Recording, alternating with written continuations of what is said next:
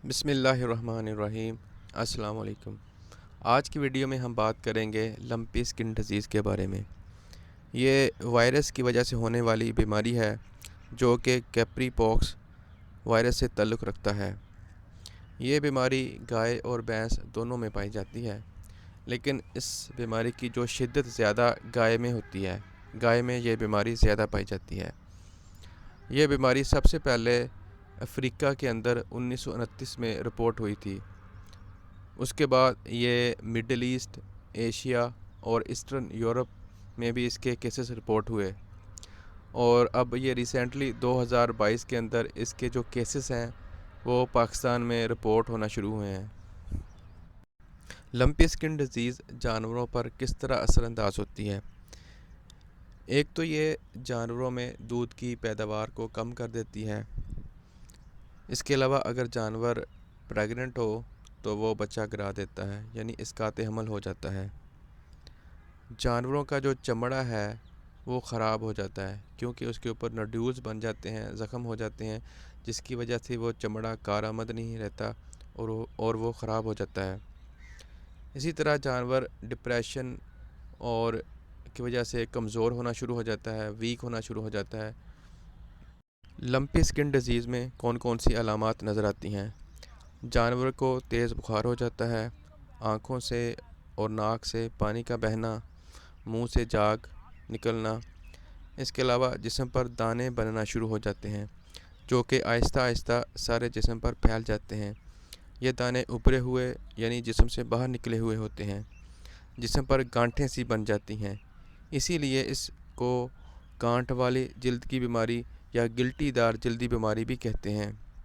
ان نوڈیولز یا گانٹھوں کا سائز 3 سے 5 سینٹی میٹر تک ہوتا ہے۔ اس کے علاوہ لمف نوڈ پر سوجن آ جاتی ہے، جس کی وجہ سے جسم کے مختلف حصوں پر اڈیما ہو جاتا ہے۔ اس بیماری کی شدت 10 سے 15 دن بعد کم ہونا شروع ہو جاتی ہے، اور جب جانور ریکوری فیز میں ہو تو جانور خارش محسوس کرتا ہے، ایچنگ اس کو ہوتی ہے۔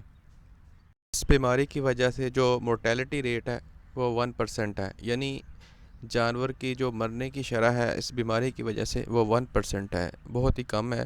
لیکن اکنومیکلی دیکھا جائے تو جانور کو بہت ہی نقصان ہوتا ہے۔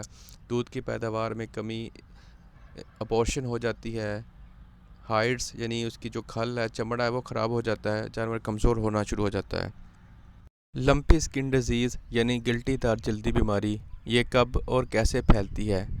یہ گرم مرطوب موسم میں زیادہ پائی جاتی ہے۔ اس کے علاوہ موسم سرما میں بھی یہ بیماری ہونے کے چانسز ہوتے ہیں۔ اس بیماری کو پھیلانے کا سبب کاٹنے والی مکھیاں، مچھر اور چچڑ وغیرہ شامل ہیں۔ یعنی یہ جب مکھیاں، چچڑ اور مچھر وغیرہ بیمار جانور سے تندرست جانور پہ بیٹھتے ہیں تو ان میں یہ بیماری منتقل کرتے ہیں۔ یہ ویکٹر کا کام کرتے ہیں، یعنی سہولت کار کا کام کرتے ہیں۔ بیمار جانور دوسرے جانوروں میں بھی یہ بیماری پھیلانے کا سبب بن سکتا ہے جب وہ آپس میں ان کانٹیکٹ ہوتے ہیں۔ اس کے علاوہ جانوروں کا جو کنٹامینیٹڈ استعمال شدہ سامان ہے، اس سے بھی یہ بیماری دوسرے جانوروں میں منتقل ہو سکتی ہے۔ لیکن جو زیادہ بیماری پھیلانے کا سبب ہے وہ بائٹنگ انسیکٹس یعنی مکھیاں، مچھر اور چچڑ وغیرہ اس میں اہم رول ادا کرتے ہیں۔ روک تھام یا احتیاطی تدابیر۔ اس بیماری سے ہم کیسے بچ سکتے ہیں؟ Number 1 vaccine, number 2 movement control یعنی quarantine, number 3 slaughtering, number 4 good management practices. سب سے پہلے بات کرتے ہیں ویکسین کی۔ سب سے جو بیسٹ جو میتھڈ ہے جانوروں کو اس بیماری سے بچانے کا وہ ہے ویکسین۔ بروقت ٹائم پہ ویکسین اگر کروا لی جائے تو جانور اس بیماری سے بچ سکتا ہے۔ پاکستان میں لمپی ویکس کے نام سے ویکسین اویلیبل ہے، جو کہ سبکٹ لگتی ہے اور 1 سال کے لیے امیونٹی دیتی ہے۔ یعنی اگر ایک دفعہ یہ ویکسین لگا لی جائے تو جانور 1 سال تک اس بیماری سے محفوظ رہ سکتا ہے۔ موومنٹ کنٹرول یعنی بیمار جانوروں کو تندرست جانوروں سے الگ کر دیں، ان کو کوارنٹائن کر لیں۔ بیمار جانوروں کو تندرست میں مکس نہ ہونے دیں، اسی طرح جو تندرست جانور ہیں وہ بیمار جانوروں میں نہ آئیں، ان کو سیپریٹ الگ الگ رکھیں۔ سلاٹرنگ، اگر ایک جانور بیمار ہے تو وہ دوسرے جانوروں میں انفیکشن پھیلانے کا، بیماری پھیلانے کا سبب بن سکتا ہے۔ اس صورتحال سے بچنے کے لیے اگر اس کو ذبح کر لیا جائے تو وہ سورس یعنی انفیکشن سورس ختم ہو جائے گا، تو دوسرے جانور اس بیماری سے محفوظ رہ سکیں گے۔ اسی طرح گڈ مینجمنٹ پریکٹسز کو اڈاپٹ کر کے ہم اپنے جانوروں کو اس بیماری سے محفوظ رکھ سکتے ہیں، جیسے کہ کاٹنے والی مکھیاں، مچھر، چچڑ وغیرہ اس بیماری کو پھیلانے کا سبب بنتے ہیں۔ اگر ہم اپنے فارم پر سپرے کریں تاکہ ان کا خاتمہ ہو سکے، ان میں کمی آ سکے، تو اس طرح کر کے ہم اپنے جانوروں کو اس بیماری سے بچا سکتے ہیں۔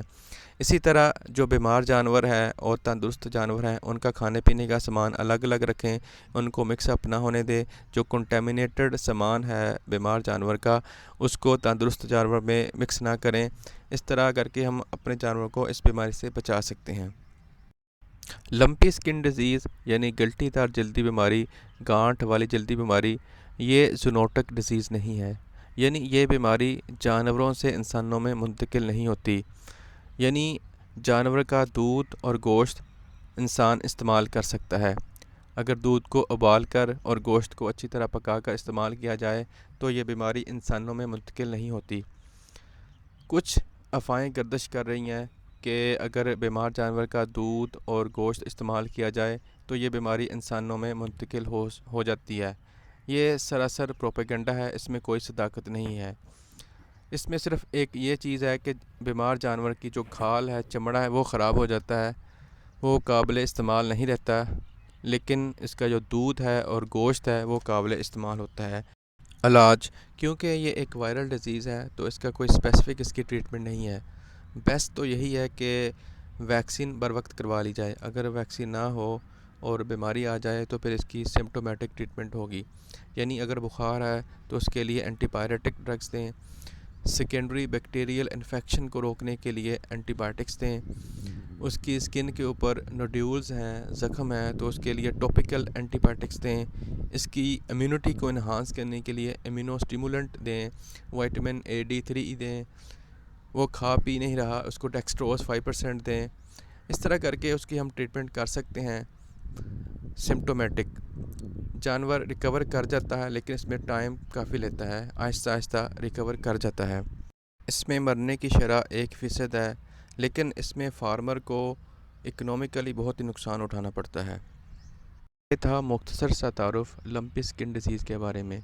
امید کرتا ہوں کہ آپ کو یہ ویڈیو اچھی لگی ہوگی۔ آپ اس ویڈیو کو لائک کریں، شیئر کریں، اور مزید ایسی ویڈیوز کے لیے آپ اس چینل کو سبسکرائب کر لیں۔ شکریہ۔